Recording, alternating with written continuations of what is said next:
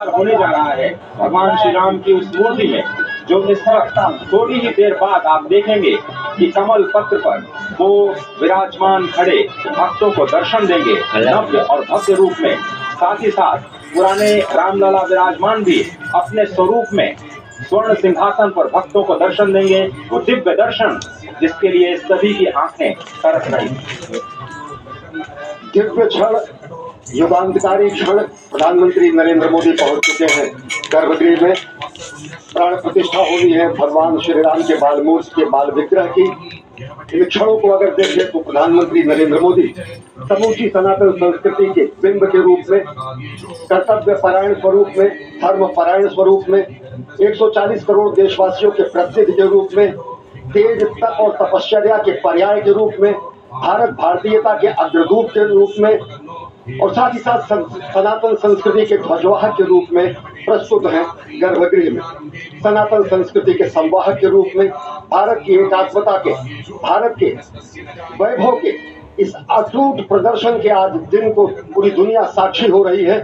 और अगर देखें तो निश्चित तौर से जिस तरीके से प्रधानमंत्री जी पहुंचे हैं, कहा जा सकता है कि वह शंकर का तेज लिए आता है, सत्य सनातन शाश्वत का वह वेग लिए आता है, माथे पर अपने त्रिपुंड सजाकर जगत गुरु भारत का संदेश लिए आता है। और वो संदेश है वसुधैव कुटुंबकम का, वह संदेश है सर्वे भवन्तु सुखिनः का, वह संदेश है कृण्वन्तो विश्वमार्यम का, वह संदेश है वयम राष्ट्रे जागृयाम पुरोहितः का, यानी कि हम राष्ट्र में जागते रहें और राष्ट्र निर्माण में हम संलग्न रहें। आज इतिहास लिखा जा रहा है।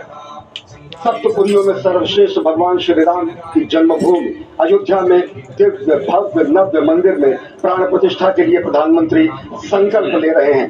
ये संकल्प है उन हुतात्माओं के लिए, ये संकल्प है उन बलिदानियों के लिए, ये संकल्प है उन राम भक्तों के लिए, ये संकल्प है भारत भारतीयों के लिए, ये संकल्प है सनातन संस्कृति के लिए, ये भारत के जगत गुरु स्वरूप का भी संकल्प है। और आज हम साक्षी बन रहे हैं, प्रधानमंत्री साक्षी हो रहे हैं, साक्षी भाव से उपस्थित हैं श्री राम लला के बाल मूर्ति विग्रह के सामने। अजय, जिस तरह से आप ये अद्भुत दृश्य देख रहे हैं, सुनील शास्त्री जी इस वक्त प्राण प्रतिष्ठा के लिए संकल्प कराते हुए, और प्रधानमंत्री एक तरह से इस प्राण प्रतिष्ठा के संकल्प के बाद जो 6 गृहस्थ हैं वो इस प्राण प्रतिष्ठा के कार्यक्रम को अपनी ओर से, जिन्होंने लगातार तपस्या की है, भूमि पर शयन किया है, बिना कोई अन्न ग्रहण किए लगातार जब से उन्होंने प्राण प्रतिष्ठा का संकल्प लिया है तब से वो 6 के 6 परिवार तपस्या कर रहे हैं। आप सभी जानते हैं कि इस वक्त प्रधानमंत्री मोदी भी पिछले 11 दिनों से तपस्यारत हैं और उन्होंने